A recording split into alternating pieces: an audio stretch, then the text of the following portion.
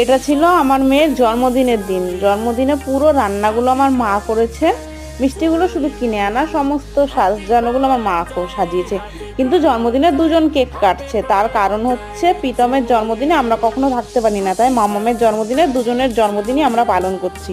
এটা আমারও ইচ্ছে, আমার ছেলেরও ইচ্ছে, তাই দুজনকেই নিয়ে চলে গেলাম কেকের দোকানে। আমার মেয়ে এই কেকটা পছন্দ করছে, হাত দিয়ে দেখাচ্ছে এটাই নেবে। যতক্ষণ না কেকালা বার করেছে ততক্ষণও অবধি হাত দিয়ে রেখেছে।